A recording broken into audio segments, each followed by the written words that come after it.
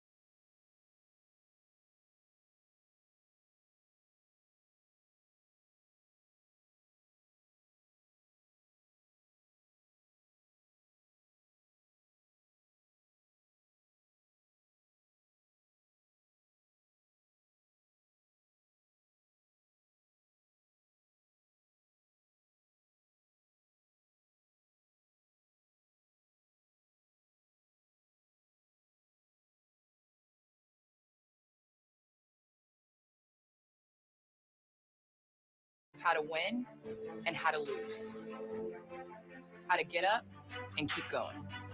Basketball taught me how to be a leader.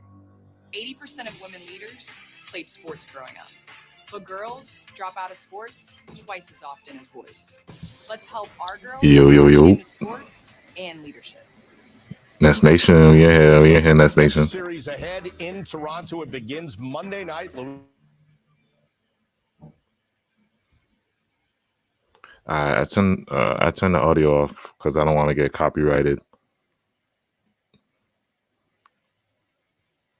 So I'm just trying to wait. I'm trying to wait till the interview starts.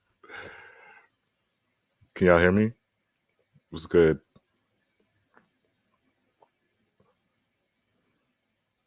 Yo, what's good, Nate Gang? Jelani, what's good?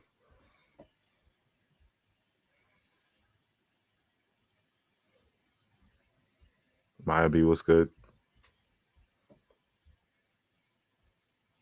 Yes, sir.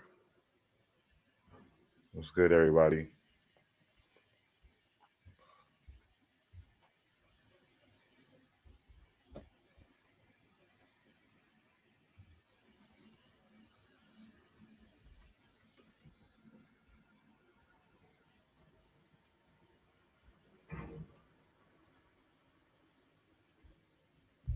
Yo, what's good? SSR Young, what's up?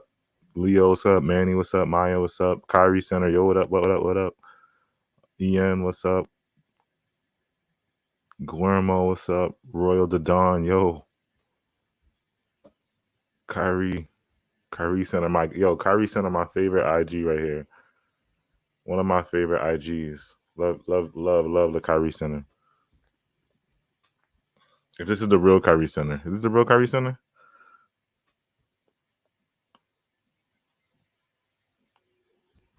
All right, y'all. Looks like it's about to start soon.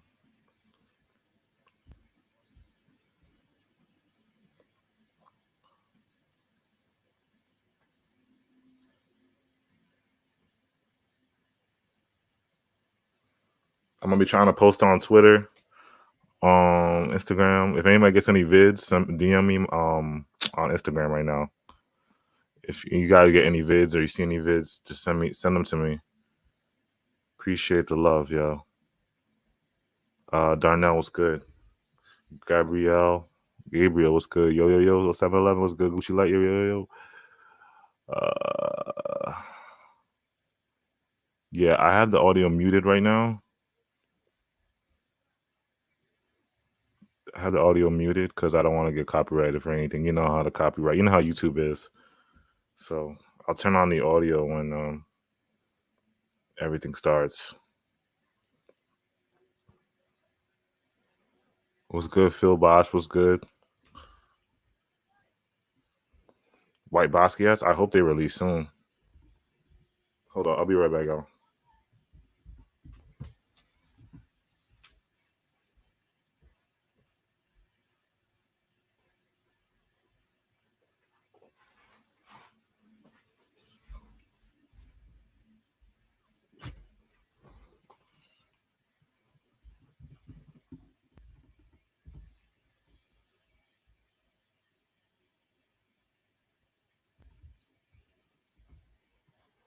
Yo, hopefully the stream don't freeze on me. Hopefully the stream doesn't freeze. I'm just praying the stream don't freeze, y'all. Y'all can hear me?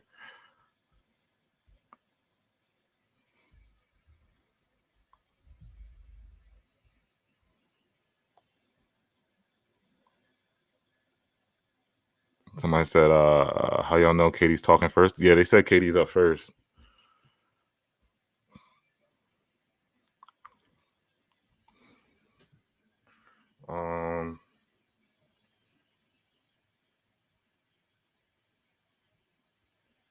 Oh, okay. So it was the real Kyrie Center. What's good, Kyrie Center? I was like, is this the real Kyrie Center? Yo, Australia's in the building. What's good, CJ? Yeah, man, this is gonna be crazy. This is my first like watch along. I never did like a watch along before. Hopefully YouTube don't take this down. Prayers to the YouTube. YouTube don't take us down.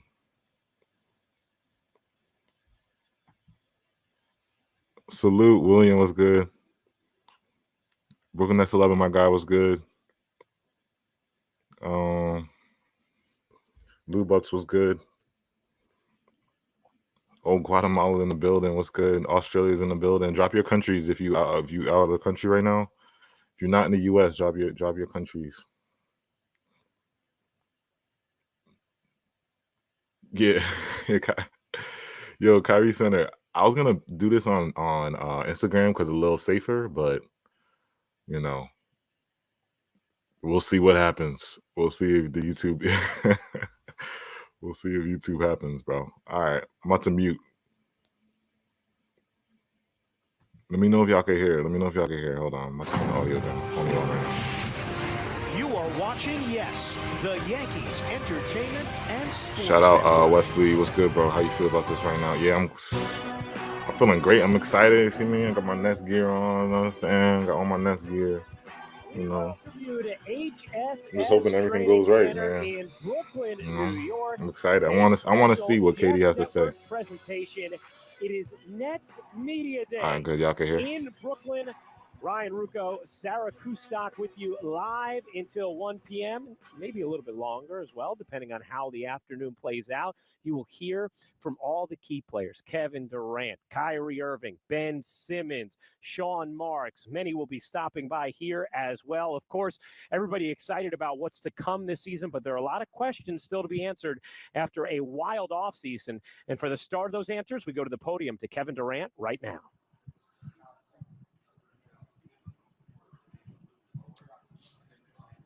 Kevin, good to see you.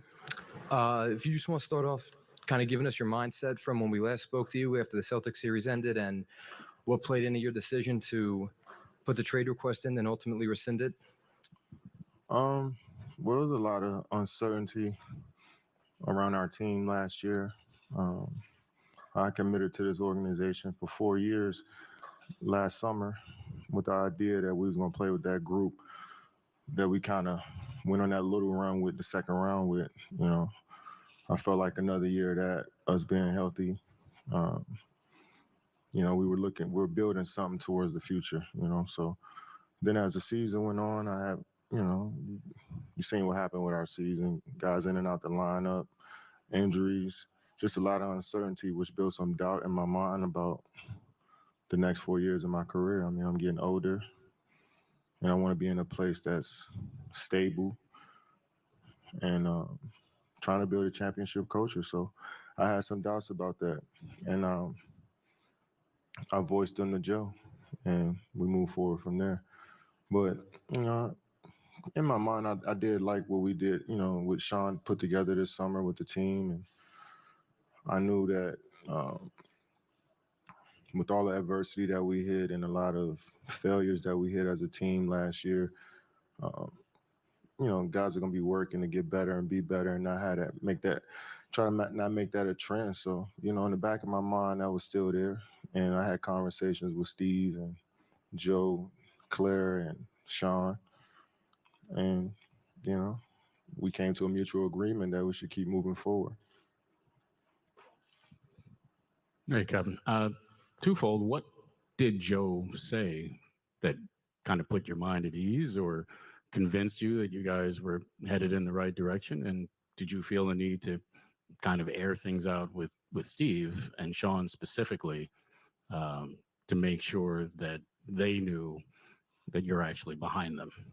Yeah, I mean, they know me. They understood where I was coming from. I had plenty of talks with Steve and Sean throughout the season about how I was feeling and where I felt we needed to change as a team and as an organization and where I see my career. And we had plenty of conversations, so they know me, and they know how much I care about the game of basketball, my teammates, and wanting to win. So we all jumped on the same page. It was pretty simple. We're professionals. You know, we got to, we know how to adapt and move forward. So I think that's really what it was. Hey, Kevin. As you do try and build, winning franchise going forward, do you worry about now, in the span of a few months, James Harden wanted to leave. It looked like you wanted to leave. That guys on the outside are going to maybe wonder sort of, what's wrong there that the top level players don't want to be there. What guys you talking about? I'm wondering about if from the outside players might look at this and say, what players? Oh, I'm just saying. I mean, who knows? I mean, we got some good guys here that chose to come here this summer. So, I mean, I guess it didn't matter to them that much. So we got, we just got Markieff Morris, who made a decision, who a couple teams wanted him, and he chose us. So I guess it didn't make that big of an impact. But we know how the NBA is. It's a business, and once business is involved, sometimes you may have disagreements, relationships, may hit a halt, and you may hit a fork in the road. You got to figure out. But at the end of the day, people understand what I bring to the court, what we bring to the court, the players on this team, and they've seen us. They played against us and coached against us, so they understand how we play the game of basketball. All that other stuff, we'll figure it out, and that's just the nature of the NBA at this point. Kevin, over the summer when everything was playing out, were you disappointed that you weren't traded? No. Not disappointed. I'm not disappointed. I mean, I'm doing what I love to do, first off. So if I'm looking at it from that lens, no, I'm not disappointed, I felt like either option, coming here, still had a great team. But no, I wasn't disappointed. I still love to play. I knew that wasn't going to be affected, regardless of what happened in the summer, I was not going to let it affect the work that needs to be put out on the court when it's time. So, that's what I lean on, just having fun playing ball. And I knew that's one thing that wasn't going to stop regardless. Kevin, just curious about, I understand like the season itself was disappointing the way it ended, but the talent here has never really been in doubt, whether it was you, James, and Kyrie, or now you, Kyrie, and Ben Simmons. So what was missing that raised so much doubt in your mind about your future here, and how was any part of that Kyrie's contract situation? Not at all. I mean, I heard that talks about me not being, me being upset about their contracts and them offering Kyrie. I always, since day one, first of all, I never walk into any GM office or coach office to demand anything. Tell them to sign anybody or run a play for me, or I come in and do my job as a player, which is to be coachable, work as hard as I can, and be available. So a lot of people got that in their minds, that I control everything here with the Nets, and I only control my job, and my job is to be a player. And I felt like their relationship, they had to figure that out on their own.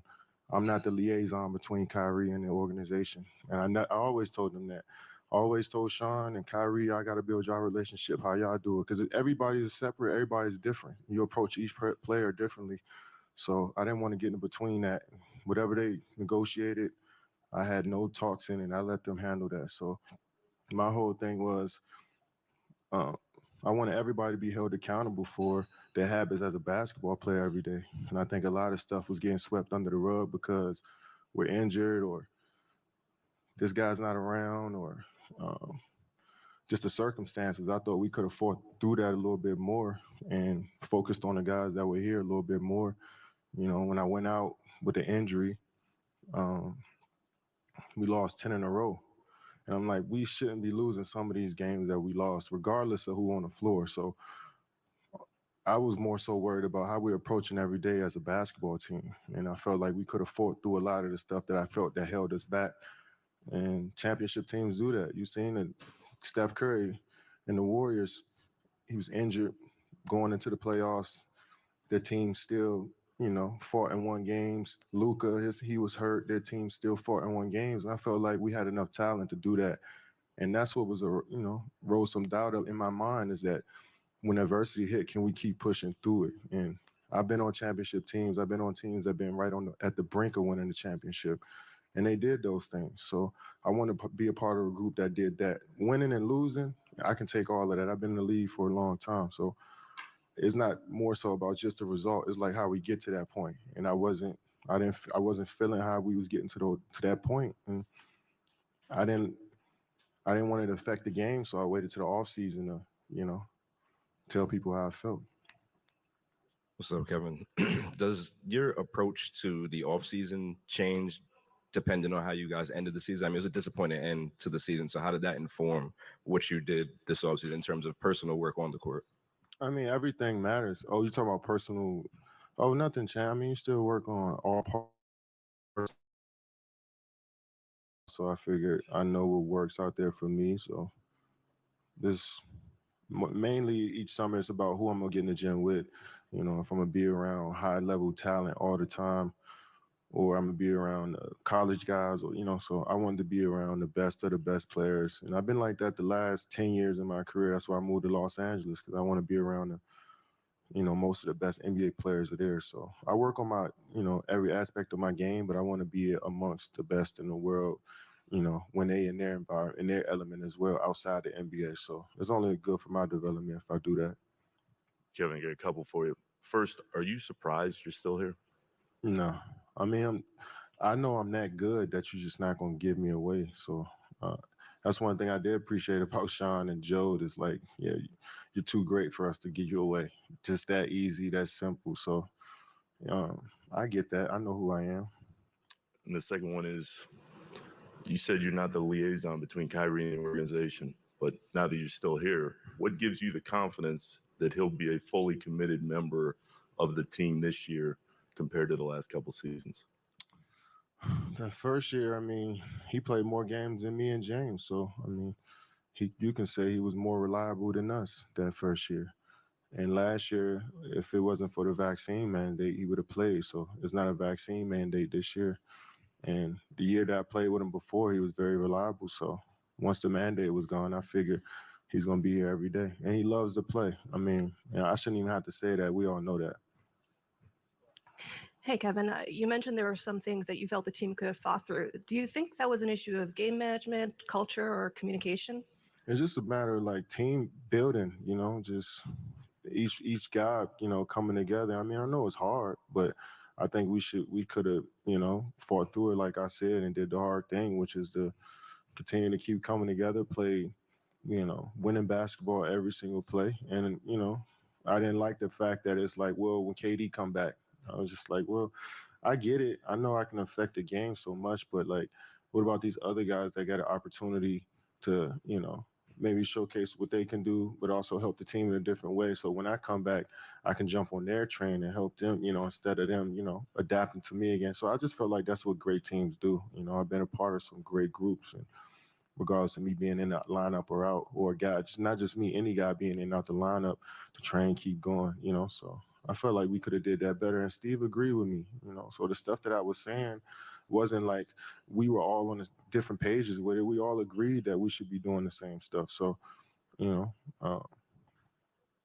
I'm glad that we was able to talk through it, and we all figure out that, that's what we need to do to be forget a championship, to just be a good team, a respectable team. And I feel like we don't have any respect out there on the court. And that's what I want for us, is a respect amongst the NBA community as a team, or how we play on both ends of the floor, from GM all the way down to the equipment manager. I want that respect. And I think that's what we do, that, but how you work every single day. And we skipped some steps in how we worked throughout that year last year because of the circumstances, vaccine mandates, people disgruntled, injuries. I felt like we could have just kept pressing forward. And that's what I try to do as a player. I'm not preaching something that I don't practice. Like I come in here, every rep matters to me. So I want everybody to feel the same way. Kevin, over here to your left. Are you able today to provide assurance to net fans that if there is adversity at some point this season or in next offseason, that you won't go back to management and ask for a trade again?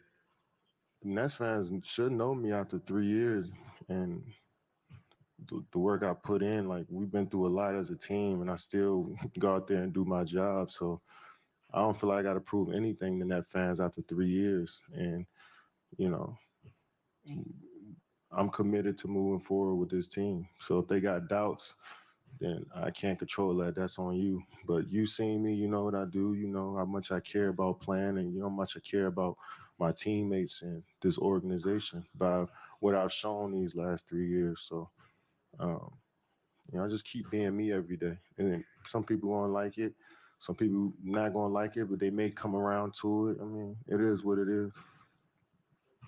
Katie, no disrespect to the people that were brought in this offseason, very good players there, but it's still the same structure, leadership, coaching, top players, a lot of the same role players are back. So what gives you the confidence that that group that didn't get it, create that atmosphere you were looking for last year can do it this year? Yeah, it's a year of growth and a year of us looking in the mirror of like we fucked up, like, you know, as a team, you know, and that only makes you better, you know. So I'm banking on that. I got faith in that. We got guys in this locker room that care.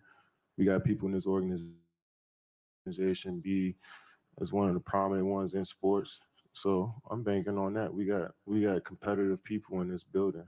So yeah, I got faith that moving forward that we all want the same things, especially after, you know, a summer of us, you know, basically having a standoff. You know, that's only going to make us better and make us more competitive and want to go out there and show what we can do. Thank you, Kevin.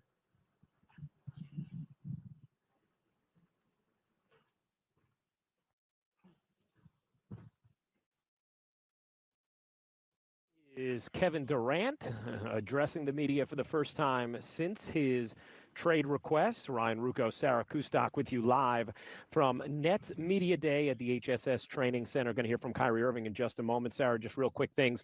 The headline seemed to be for Kevin that he felt like there were basketball habits he wasn't happy with that were being swept under the rug.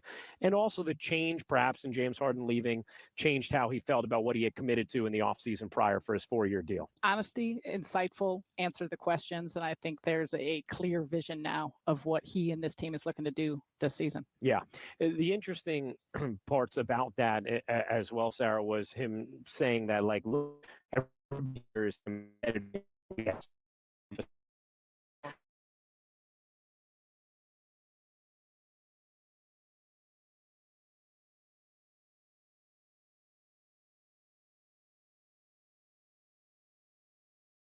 Can we get a timeline? I could give. Can we get a healthy timeline just so we don't miss anything here, just so we can get everything out right now? So when we start the season, all this could be behind us. So can we go through a timeline? Does somebody want to interject here, or do you want to take your crack at it respectfully? Sure. When I say from the offseason, I'm saying from the point where you guys got swept to obviously you're having your contract negotiations, which at least from the outside looked like they might have been contentious at points, to deciding, okay, I'm just going to opt into the 1 year. And then KD obviously saying, well, I want to be traded. KD was just saying up here that his reasoning was that he didn't like the way the culture was going. Guys were not being held accountable. In your mind, do you agree with that in terms of the culture not being what it should have been last year? And in your particular case, just individually with you, are you confident that you're going to be here long term and that you can come to a contract agreement to be here for more than just this year? Yeah, well, I honor all that. You know, when I say I honor it, it's just all those events taking place. I mean, it was a lot just on my shoulders, just going back home, knowing that we got swept the way we did. And be honest with you, it was probably the first time or one of the, you know, only times in my career where I felt embarrassed leaving the court. And there's been a trend that's happened over the last few years, especially when I thinking about my playoffs and thinking about how I've performed in them. And I went back and watched a lot of film, and I had a lot of reflection time, and just gave me peace of mind knowing that there was something more to strive for coming into this next season. There was something, different that we were going to bring this year in this locker room. And it was easy to make that decision to come back because I knew I wasn't willing to give up on something that I hadn't seen all the way through. And not perfect in terms of the way I handle situations and relationships that go on, not only in this building, but in my life. So I won't claim to have everything figured out, but I definitely use this summer to maximize on getting to know the people around me, people that I'm going to be not only working with, but on this journey with, and give them support in a way where I knew that they knew they can hold me accountable and I can hold them accountable. So just meeting them where they are. And it was just a lot, like hearing Kev want a trade request. I opt in. It's awkward. It's very awkward. I'm sitting at home like, I don't know what to think of it, but because there's a trust that we have within each other, I just ultimately want to see him do well and be happy. So if that wasn't within our organization, I was going to have to accept that and move on. And I knew that I could move on and get to a place where I knew Kev could be comfortable and everybody could be comfortable. Sean, Joe, just our whole entire family and culture in which we speak on. I think it needed, some honest conversations, and that's what we did this summer, and that's what we had. So to reflect on it, I hope I answered a little bit of it. There's a big timeline, a lot of days in the summer where the off season has taken its own emotions and courses and, thoughts on what's going to happen. So I tried to just center in on what I want to accomplish, and that was just focusing on being the best teammate I can be and being on a great team and what that means to me and really embodying that action every single day and not just saying it. So I don't want to get too wordy or too preachy up here, but I had a lot of time to think, and making the decision to come back to Brooklyn was the best one for me, best one for me to fit in here and just figure it out along the way as we get this party started. Hey, Kyrie, touch on this a little bit, but if you can kind of speak to Kevin's trade request, and were you surprised by it given how close you two are? I mean, did you stay out of it when it was going on? Did you try to recruit him back to Brooklyn? And, did you see some of the validity, obviously, in his complaints about it?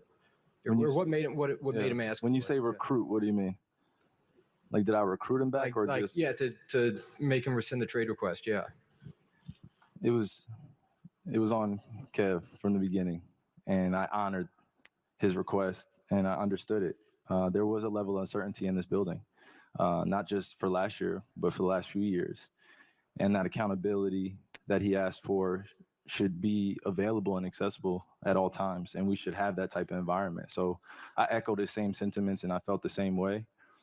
But we both knew I don't want to say we both knew, I won't speak for him. I just felt like the awkwardness I speak on when he asked for it, it's just one of those shocking things, you have as a best friend, and you're watching your best friend go through now the other side of the media storm that comes with this trade request, and being in the middle of, it's kind of like a clusterfuck, you know what I mean? Just like all of this, all the stories that we've come up with, all the narratives surrounding this team, that it's hard to answer every single question you guys have about us and what our intent is. So I'll do my best to just say that, I honored what Kev had going on, and I was wishing him the best, but this was the best opportunity for him, and that's the best opportunity for me, and we feel good. And it's not just about us, it's about how great we are as teammates and our team. Just great team, man. That's all I'm going to keep saying. Hey, Kyrie. This time last year, it seemed like sort of a matter of time until you got the extension. It didn't happen. Is that, like, do you say, okay, I'm going to get it, I'll have a good year, they're going to pay me? Or is there any doubt in your mind that maybe it's not going to happen here? We had some internal conversations at the end of the season. We started to have some that I felt were going in the right direction, but it just didn't end up well going into free agency and what that looked like for the long term. And I understood all the Nets' points, and I respected it and I honored it. And I didn't appreciate how me being unvaccinated all of a sudden came to be a stigma within my career that I don't want to play or I'm willing to give up everything to be a voice for the voiceless, and which I will stand on here and say that that wasn't the only intent that I had, was to be in the voice of the voiceless. It was to stand on something that was going to be bigger than myself, and that I was going to understand probably far into the future. You know, I don't know when, but I'll get back to my point in saying that there was a level of uncertainty of what this was going to look like of me coming back, and I had questions. They were answered truthfully, and that's all I needed. And now it's just having the support around me and giving the support to my teammates, and we go from there. I gave up 4 years, 100 and something million, deciding to be unvaccinated, and that was the decision, because contract, get vaccinated or be unvaccinated, and there's a level of uncertainty of your future, whether you're going to be in this league, whether you're going to be on this team. So I had to deal with that real life circumstance of losing my job for this decision. So I was dealing with all of those emotions while trying to secure my future for my family, ultimately. So it's a lot of decisions that had to be made, but a lot of truthful conversations that gave me peace of mind to come back and really just be all in. Kyrie, right here in the middle. You said you've used this summer to get to know people you're going to be taking this journey with. What have you learned from Ben Simmons, and how do you think that his style fits with this team? It's not too often that you get a chance to see a 6'10" guy do the things that he does, and we can talk about the intangibles. We can talk about all his strengths. But I think what I've been able to observe just from afar as a competitor, you know, for the past few years, but now as a teammate, is just his resolve and his resiliency. He wants it. Whatever greatness looks like for him, he wants it. And when you're around other great people and you're in a great environment where you can be supported when you're going through your ups and your downs, I think that that can help ease the journey. And that's ultimately what I would like to play within this position and this role on our team is alongside all our guys, just being a level of guidance for him and being able to protect him when needed, but also knowing that he's a big boy. He can handle it. And he doesn't shy away from the moment. And I like that. And I've seen it since he was in high school. We've had a connection of playing for the same high school coach with Kevin Boyle. So we know what it's like to get yelled at and get mother effed all the time, and championships, and being held accountable to a higher level. And that's the best environment to be in because it brings the best out of you. So I just want to see him bring the best out of himself, and we have to help him as teammates do that. Hey, Kyrie, just for clarity from your previous comments, was it, as far as your talks with the Nets, was it get the extension and be vaccinated, or play this out and be unvaccinated and deal with the rest, you know, on the back end? And secondly, when KD was talking about accountability and culture, I'm assuming he had those conversations with people individually. How did that hit you when he said that? Well, I sit and listen, and I'm a student because he's been through a lot and he has experience. So I just honored his wisdom and what he had to offer, and he's seen championship runs. He's been a part of them, won some and lost some. And I just want to hold space to be able to listen and offer advice where I can, and just be held accountable to where he feels comfortable at that level so we can match each other. So just meeting each other where we are, and those conversations that we had and he had with others, I'm sure, really stem from the foundation of just wanting the best. And not just for himself, but for others as well. And he's a selfless person, so always expect him to do the right thing and hold everybody accountable and do it in a positive way. And sometimes it's not going to look pretty, and that's okay. We accept him for who he is, just like I accept everyone here for who they are. So we meet him halfway there. And then your first question? Sorry. No, good. With your contract talks with the Nets. Oh, okay. We were supposed to have all that figured out before training camp last year, and it just didn't happen because of the status of me being vaccinated and unvaccinated. So I understood their point, and I just had to live with it, and it was a tough pill to swallow, man. Honestly, tough pill. Hey, Kyrie, two questions. With regard to the contract, there were a lot of reports early in the summer then that you might go somewhere in a sign and trade. You might sign for the minimum or space or whatever somewhere. Was there ever a moment where you thought you actually were on the verge of leaving? And then just more of a big picture question.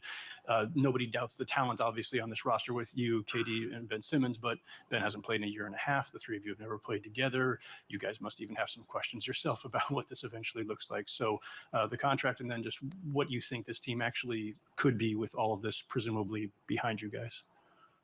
It's going to be hard to play the hypothetical game with you guys. You guys are the best at it.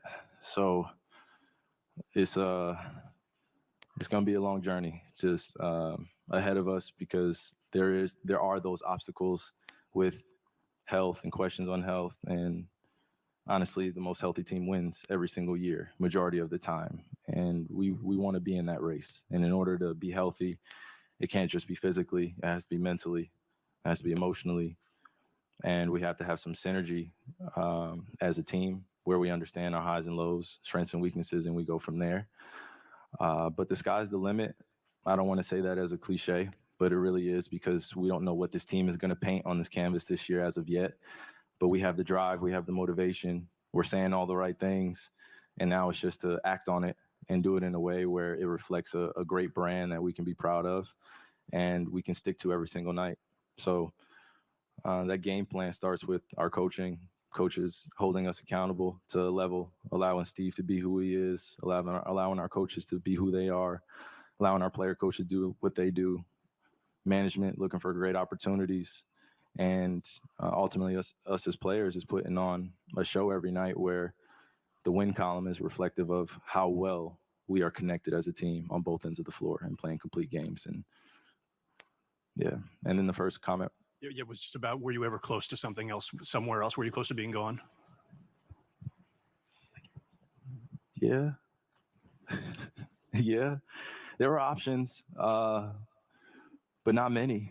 I tell you that because, again, this stigma, if whether or not I want to play, whether or not I'm going to be committed to the team, which I thought was really unfair at times, but also the timing was ideal to be able to put that on me because I wasn't available. So now that I'm here and actually present at media day and not on a Zoom call, and I can take pictures and be with my teammates and connect to everybody, it feels even better.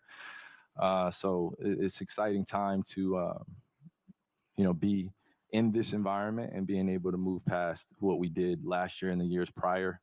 And it's year 4 for me in my home state, my home region. So I take that very serious, and I'm very prideful about the example I set for this next generation as I handle these next chapters of my life.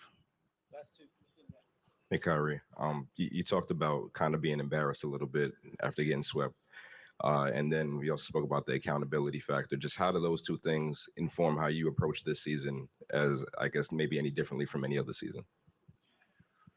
Man, I'd be lying to you if I told you it wasn't fuel to the fire. It's definitely a lot of fuel to the fire, but it wasn't just because we got swept and it was because it was Boston or any of the emotional ties to that. It was because of how things collapsed towards the end of last season. And just a lot of details that I wasn't a part of, that I missed, and we just couldn't make up for time. And now that we have a new page to turn with everyone healthy, I just look forward to, saving, all these moments where I felt like there was levels of doubt of whether or not I was going to play, whether or not I was going to be on the team, teammates, or anything like that. Any small doubts. I don't want to have any doubts or any regrets. Just come in with understanding that things are going to be imperfect at times, but handling it responsibly and communicating goes a long way. So great lessons to be learned from those moments. Kyrie, first, I just want to clarify one more time. We're going to be best friends by the end of the year. We already are. You think we're best friends right now, but by the end of the year, we're gonna be best. You're gonna give me a hug. You're gonna be like, look, I had to do my job, but I understand where you're coming from. I think that's a fair trade-off. By the end of this year, we can say that, and somebody clip this up. Me and you are gonna be here. Go ahead. I'm sorry, I didn't mean to interrupt. True Detective season 2, you and me.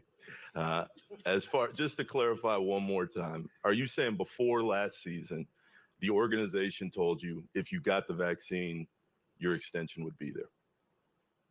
these were conversations, and I don't want to. Again, you're perfect at this. You just bring emotion, situations. How are you feeling? And very investigative. This investigative journalism you doing here? Whatever it needs to be on the day. Okay, I honor that. But on a serious note, I felt like I was forced with an ultimatum of whether or not I had a contract or not, and whether or not I could be on the team or be around the team, whether or not I was vaccinated. So tough conversations again that were had, and we both left out of there with respect. And I understood where they were coming from as an organization, Joe, and representing the team. And then also he understood where I was coming from.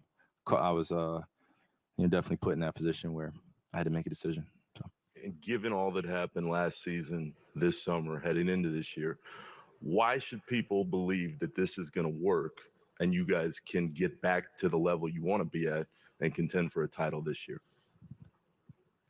Yeah, I'm not focused on convincing people to believe in us. There's too much energy, spent on that, wasted energy trying to convince people on to believe on whether or not we can accomplish a championship this year. Just going to let our actions lead. Talked enough. Just going to let our actions lead and enjoy the actual process of crafting and getting past some of, I'll say, like the gray area within our league. It's very, very human, very transparent. Let's keep it that way. And I feel like we can accomplish a lot. But convincing you guys and you all, I don't have the energy this year. So I love you. Thanks, Kai. Kyrie Irving now has met the media as well, gave us some insights. At one point, there was a chance he was going to leave. Also said it was awkward when Kevin Durant had his trade. Yo, so much to take in right now. Thank you, everybody tuning in. Make sure you guys hit that like button, subscribe. How's it going, Bev? Good. How you doing? Doing good, thank you. I guess first of all, how are you feeling physically? Are you ready to go? Yeah, physically I feel great. You think you could, I guess, hypothetically play in the first few games of the season and be good? That's the goal. That's the plan. Copy. And second, just what was it like being a part of this organization while everything was falling into place during the offseason when you had kind of the trade request, the contract negotiations? What was it like just watching all that, wondering where you would be in all of it? There was a lot going on, but for me, I got to focus on, the first thing was my health, getting back on the court. So that was my priority. Besides that, I worry about what I can control, and everything else, that's where it was. So for me, I had to prepare for the team. Ben, I got two for you. Just starting with training camp tomorrow, will you be fully cleared for everything? Ready to go. And if you could walk us through, since we last talked to you, I mean, you had the back injury when you got here. You had the epidural, looked like you were feeling good, able to practice, get on the court, and then you ended up getting surgery. I mean, can you just walk us through how quickly it went from feeling good enough to maybe play to ending up needing surgery? Pretty quickly. I'm glad I got it done. It was much needed. I don't think people really realized where I was at. That day I was supposed to play game 4. I woke up on the floor, couldn't move, could barely walk. So I'm glad to be in this position, this situation. Rehab myself and got myself into a place where I can compete now. So I'm excited. You had said on JJ's podcast that you were feeling the glutes, I want to say. Is that the day of game 4 just to right? Down the glute, down the calf, and my foot, all of that. Hey, Ben. The physical ailments, the back, I guess that's essentially only maybe half. I don't want to put a percentage on it, but you were dealing with both physical and mental issues last year. You said you're physically ready to go. Do you expect you'll be in a proper headspace to compete, or would you not know that until you're out there? I put myself in a position. I've been working on myself this past year to get back on the floor and play at a high level.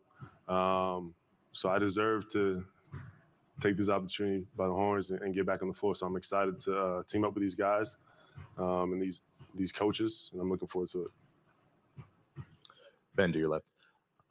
Good to see you. You've in the past taken a lot of pride in your ability at your size to play point guard. What have been your conversations with the coaching staff and some of your teammates about where you fit in on both ends of the court? And are you willing at this point in your career to compromise and play off the ball or play a different position? You know me, you know my game. For me, I just want to go out there and impact the game in any way I can, whether it's setting a pick, passing the ball, scoring the ball, getting a stop, rebounding the ball, getting a block. So there's so many ways you can affect the game, and it's not just scoring, it's not just defense. And for me, I feel like I cover most of those things. Obviously, I have weaknesses in my game, but that's everybody. Can I be the first to ask how many threes you're going to take this year? Shit, who knows? Hey, Ben, over here. Obviously, it's been 18 months, I think, give or take, since fans, everybody saw you on a court last. And so all the doubts that go with that, no one's seen you play. Yeah. You've obviously been through a lot physically, emotionally, and otherwise. Just kind of open-ended, like what's different about you the next time NBA fans see you on a court? What are you expecting from yourself? That's up for everybody else to decide. That's not to me. I'm going to go out there and play. I'll let everybody else talk. I know it's your job to ask questions and stuff like that, but for me, my focus is going out there and doing what I can for my team to win, and in any way I can. So expectations, that's for you guys. Well, and in terms of just the way you now fit with obviously two other big stars on this team, and Kevin Durant and Kyrie Irving, three of you have never played together. So do you have any sense of and have you been envisioning what that looks like? We've been playing all week. Yeah. How's that looked? Oh, incredible. Ben, right here in the middle. I remember in February when you mentioned or disclosed to us that you had dark days and a lot of people didn't really know what was behind the curtain. How are you mentally now, and what can you do to make sure that those feelings of frustration and that darkness doesn't resurface during the season? That's just working on yourself. And I feel like everybody has dark days, but when you're able to address it and work towards getting to a place where you need to be, that's where I am. So for me, I work on myself every day.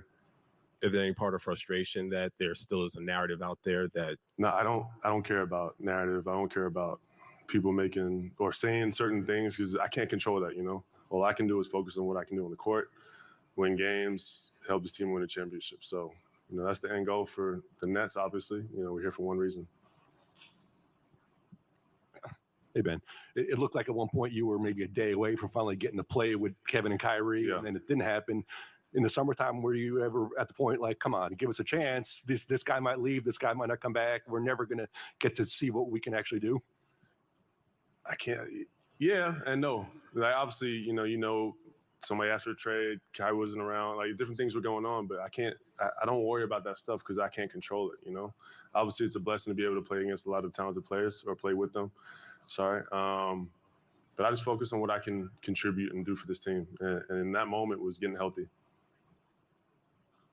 Ben, you mentioned you feel like you're in a good headspace right now. What gives you the confidence that not only that you can stay there in the moment, but stay there throughout the season, no matter what happens? Because I put a lot of time and effort into myself. What went into that? We could be here all day talking about this, but a lot of time and energy has been spent on getting myself to a place where I want to play.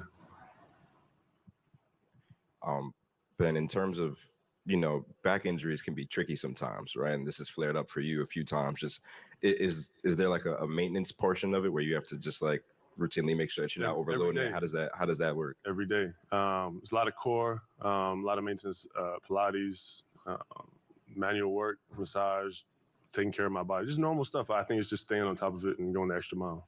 Does the recurrence of back issues give you any, precautions on how you play, or are you just going to go out there and play? I don't want to be on the court if I can't play, Ben, right here. You said that you can't be concerned what the media says, what the public thinks, all of that. That's too much for you. But what about your peer group, guys you play with, guys you play against? Do you feel like that there's questions from them about you that you want to clear up with your play on the floor, your availability? People I play against? Yeah. No, I don't care about people I'm playing against. I'm worried about my teammates here, my coaches, and this organization. Ben, to your left. This is kind of a different looking roster than what ended the season last year. They're getting you back in the mix, Joe Harris, and some additions over the summer. I mean, what do you see from this team stylistically about how you guys are going to play and look out there? I think we got a team that wants to run, and guys who can make plays, obviously, push the ball, get out in transition, and obviously guard, too. We got some great new additions. And defensively, I think we're going to be great.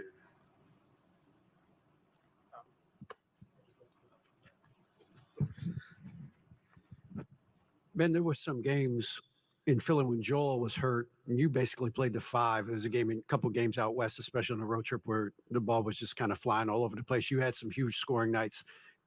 Does it seem like maybe roster-wise this could be a little similar to that, the way you guys played then? Yeah, I think obviously not having, a guy like Joel on the team, he's so dominant in the post, allows us to get out and run more, move the ball a lot more. And obviously the weapons we have, from the arc is incredible. So I'm looking forward to playing with these guys, and I think, the chemistry is going to grow. I think the best example I could probably give is when we had that team in Philly with Marco, JJ, Ersan Ilyasova, and I think we won like 15, 14 games in a row. So I'm excited. The roster, I like the roster. I'm excited to play with these guys. I think, it's a good opportunity for us. We have a lot to prove. So, Ben, is there a deeper, right here in the middle, is there a deeper meaning to changing your number? Are you trying to leave what happened in the past? I know you said on the podcast you were excited just with the jersey change and everything. Nah, it wasn't that deep. I would have had 25, but I think it's retired. Okay. Thanks, Ben. All right, thank you.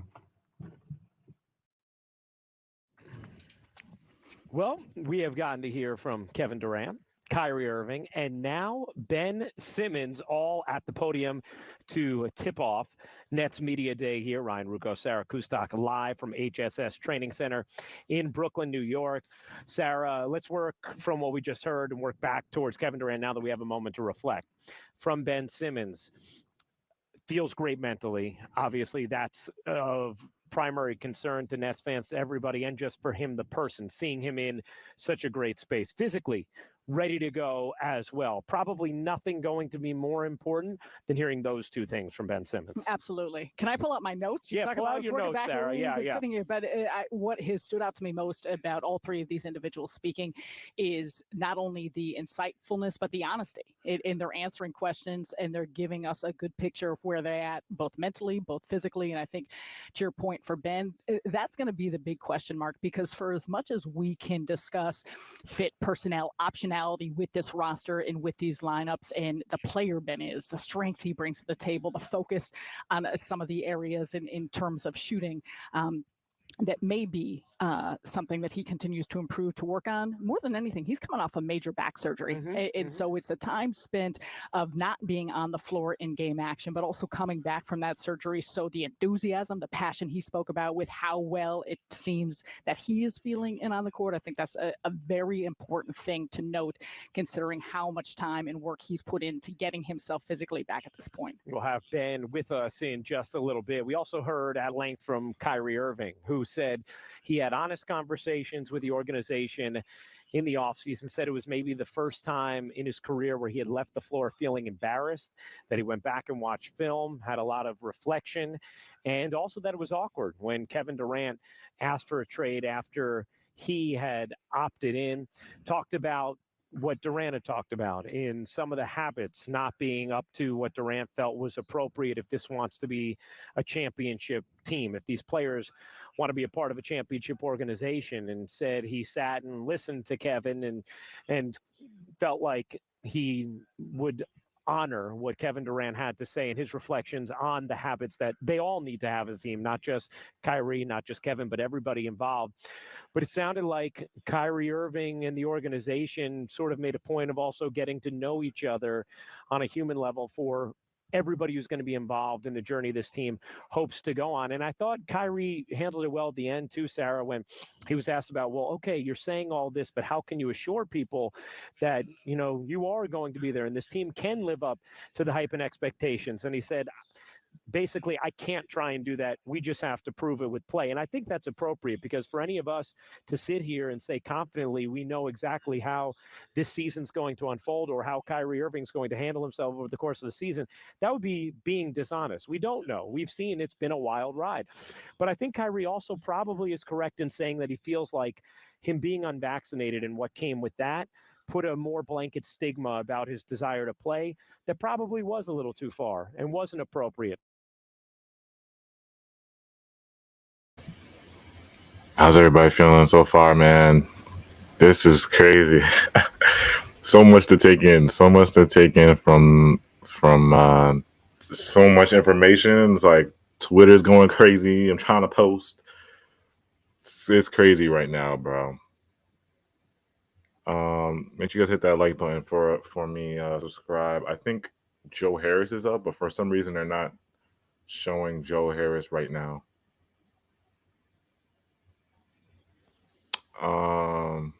Yeah. Yeah. Key facts. The thing with Kyrie and Nick Friedel was so funny because like they always had beef. So him and Nick Friedel was that was funny to me. Katie's reason for the request, it was kind of, yeah, like he did give his issues with the organization, but it was he didn't go into depth, but we have a good reason why, we know a good reason why he requested a trade. And it seems like he knew his worth. He knew they couldn't just give him away just like that. He knew that in his head. If you're just joining us right now, you have to rewind the stream because Katie and Kyrie and Ben all spoke. So rewind the stream. Like I said, I can barely react right now because there's so much information. Like my Twitter notifications going crazy right now. It's hard to react. I gotta watch these all again, like kind of study their body language and look at the questions again before I like completely react to this. Somebody said Kyrie trolled these reporters. Too, it seemed like Kyrie's vaccination in the contract, an extension contract, he would have had to get vaccinated for the I think we knew this, but he would have to get vaccinated for them to extend him. This is before that 2020 season, 2021 season. He would have to get vaccinated for the extension. I guess they put that in his contract or something like that. So it's interesting. The Nets, Kyrie said they were supposed to handle it. They're supposed to handle that, like his exemption or whatever happened with the contract, but they ended up putting the vaccination in his extension contract. So that was kind of like interesting too. Somebody said, I'm surprised Katie answered the questions truthfully. I thought he was going to go comment on everything. Yeah. He seemed, looking at Katie's body language, he seemed a little bit like nervous. I guess because this is his first time speaking on everything this summer, so it seemed like he wanted to word things right. So, but he was truthful. He definitely was truthful. So I liked Katie's. One thing I want to ask the chat, yo.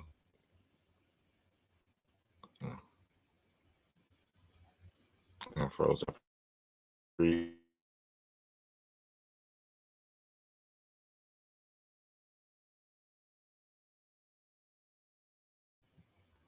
Okay, my fault. I thought I froze.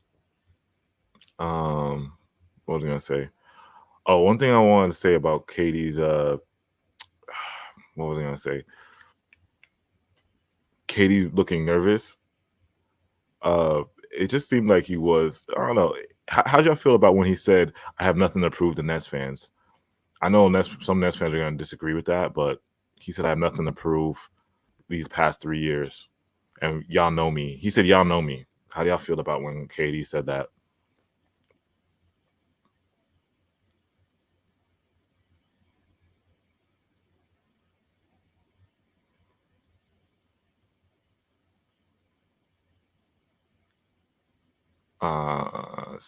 Joe Harris won already, but they didn't show Joe Harris for some reason. I don't know why.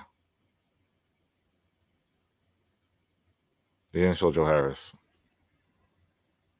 But I'll see if I can get videos. Right now, there's a lot of go on Twitter right now. Follow us on Twitter, Nets Kingdom Twitter.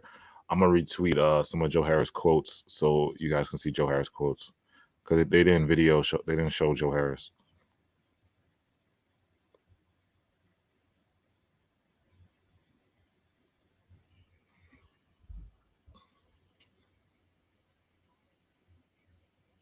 Somebody said we don't know him at all. We don't know Katie at all. Somebody said Nets fans don't even know Katie. Yo, y'all gotta. Oh man. Photo shoot. It should be happening now. I just posted a video of. I just posted a short right now of Katie and Kyrie at Media Day. I'll try to post it on Instagram. Shout out to Saint, my guy Saint at work, my boy. My guy Saint, my OG Saint. I mean, he didn't do anything to not play. He just got injured. When he's out there, he has shown he will play damn near the whole game. Yeah, I agree. I kind of felt. I know some Nets fans was like, "What do you mean we don't know you and you have nothing to prove?" Like, I mean, I see both sides of the argument. To me, I don't think he does have anything to prove. I mean, like Saint said, he's been here. He's done it all for us. Shoot, a year ago, we were all on our knees after like KD did that Game 5 incredible performance. He turned into Jesus and walked on water.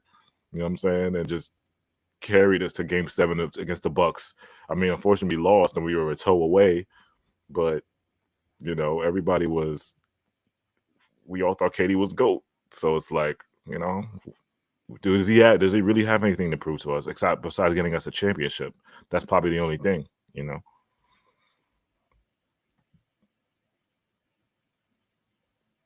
We still on our knees. Pause, but yeah. Oh man. Oh wait, Seth is coming up, y'all. So let me I'm gonna mute.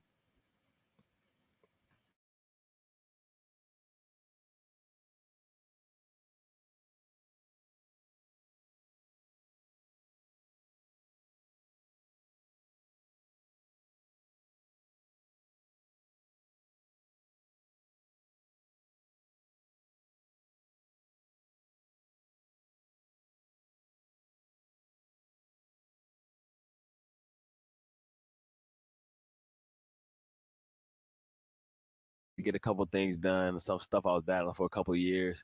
Obviously, stuff that I was battling during the playoffs and towards the end of the season last year. So it was much needed, but feeling a lot better. Almost back to 100%. Getting up and down the court, getting some workouts and get my body right and everything. So I'm excited to come back out there and hopefully not have to worry about that anymore. Yes, we talk about you battling, but you were still lighting it up. I mean, when you look at your percentages, your numbers, everything you did for this team since coming over, we didn't get a chance to talk to you quite as much. But what was it like for you at that point of the season with the trade and just all the changes that occurred with it as you tried to acclimate yourself? It was a little whirlwind. Everything was moving fast, trying to, like I said, acclimate myself. The team was needing to win a lot of games to just solidify themselves in the playoffs, and then jump right into trying to get and integrate new players and trying to get used to my teammates and going right into the playoffs against a great team. So it was tough. It was a whirlwind, but at the end of the day, it's basketball. I know how to play basketball. I can figure it out, and I made the most of the opportunities, trying to manage, like I said, my injuries and try to compete. So I learned a lot last year. Had a lot of fun, and we're gonna retool and get back to it this year. Seth, when you are watching the offseason unfold, and some things happened offseason wise around this Yeah, team, you think? what was your experience observing Kevin's trade request and, to a lesser extent but still relevant, what was going on with Kyrie's contract negotiations? I was just watching and trying to get healthy and just focusing on myself, honestly. I mean, I see everything, read everything. You wonder about what's going on with the team when you're a player like myself on a last year's deal and like a value contract. I'm always thrown into a lot of different trade conversations. Honestly, one of the reasons I'm here. So, like it's, like if somebody's getting traded, I could possibly be in it too. So I always pay attention to it. But I've been around it enough to know that I just focus on myself, stay ready, and like I said, we're here now and just trying to get ready for the season. So I'm excited. In saying we're here now, and we heard Kevin talk, Kyrie, Ben, how do you move forward from that as a group? And obviously there was moving parts last season with the lineup and with new pieces, but now that you get set for training camp, you being in this league, you being a vet, you've seen a lot of things. How do you approach that as a group to try and build that type of continuity? You got to be professional. You got to be professional. You got to be, first of all, you got to come in shape, ready with your game. And then you got to do what the coaching staff ask of you once everybody gets on the floor. And you can't skip any steps. You got to get to know each other on and off the floor. Got to get to know each other's games. And it's not going to happen overnight, but like I said, it's a process. So I'll say we got enough, probably more talent than anybody in the league. We can do the hard stuff. We can create shots. We can make tough shots, but we got to do the easy stuff as far as getting to know each other, playing as a team, and getting our system set. And that starts in training camp. So that's the part that we're going to go into right now. Seth, you played with Ben in Philadelphia. Ben's situation is also part of the reason why you're here now in Brooklyn. As a teammate, though, what can he bring to the table with this group? What do you expect it kind of. Yeah, Ben's special, man. He got like first of all, when he's on the floor, his size, you all of a sudden become a big team when he gets on the floor. You know, a lot of teams don't know who to put on him, who to guard him with.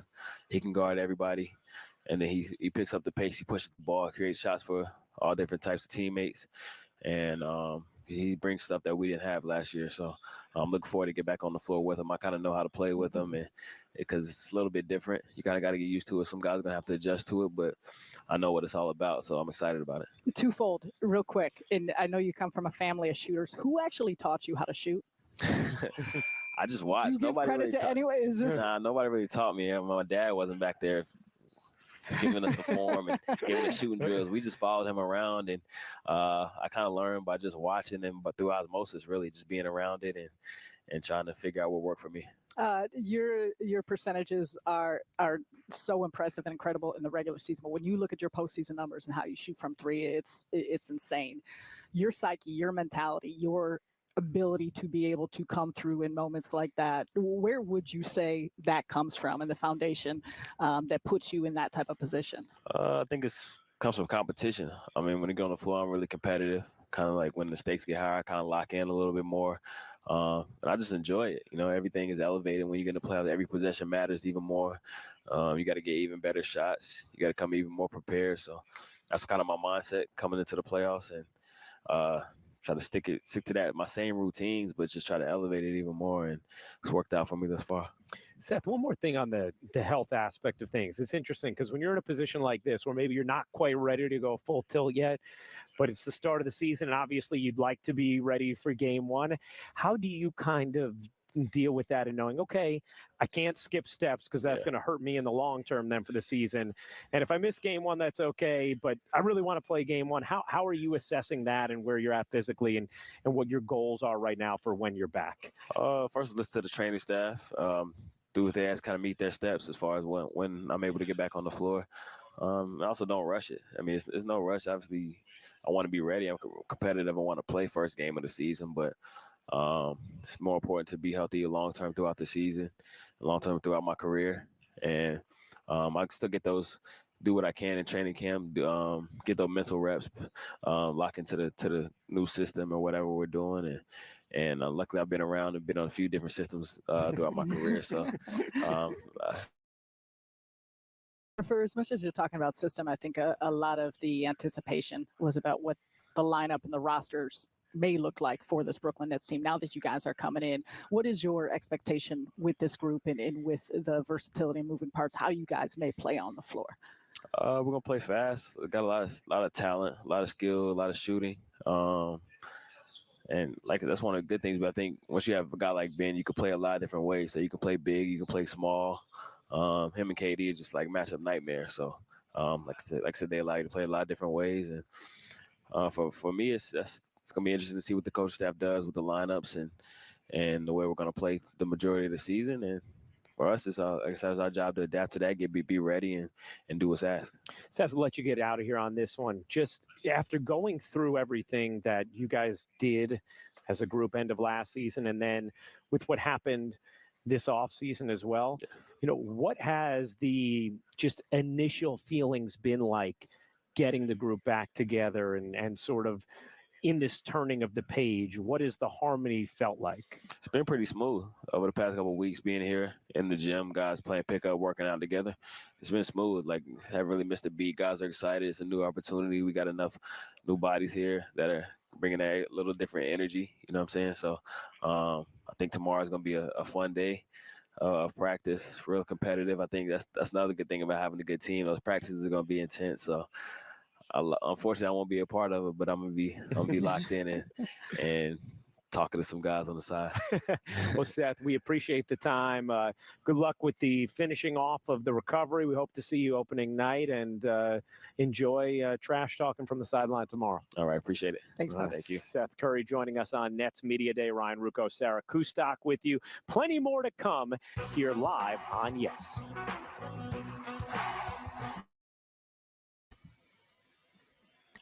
All right, I think we got everybody that we wanted, so I think I'll stop the stream here.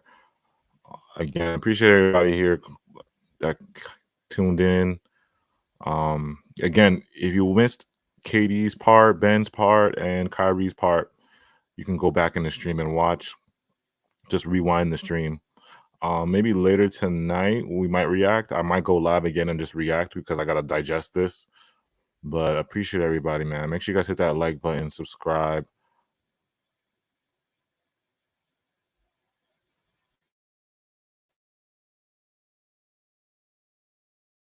Everybody that we got was I'm pretty sure we got everybody. We got Seth, Ben, Katie, Kyrie. I know they skipped Joe's part, but again, you got to go on Twitter. I'm gonna post more clips of Joe. There's clips of Joe on Twitter. Claxton they didn't really show on Yes. I guess Claxton's gonna have an interview, maybe a smaller interview. And then TJ Warren is probably what most people want to hear. So if they don't bring TJ Warren out next, then I'm probably gonna end the stream like right now.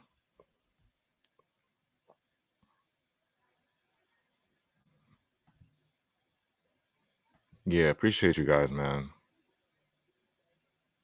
Yeah, if you missed it, if you're joining us right now, if you missed it, you gotta rewind the stream.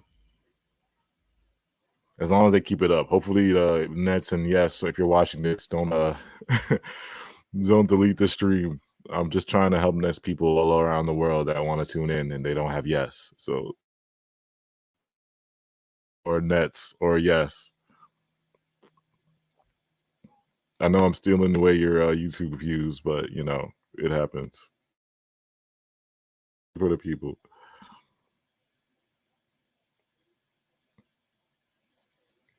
Oh, Sean Marks and Steve? Oh yeah, we gotta, I don't know. I don't think they're gonna show that today immediately. It's probably gonna be on the low, man.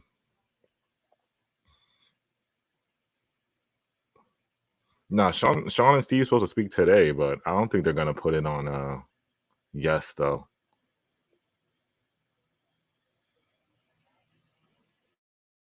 Yeah, guys. All right, y'all. Appreciate everybody tuning in. Again, just hit that like button, subscribe. Yeah, I love Kyrie's interview was good too. I'm gonna watch it again myself, my damn self. I'm gonna watch it again. Appreciate all the love, yo.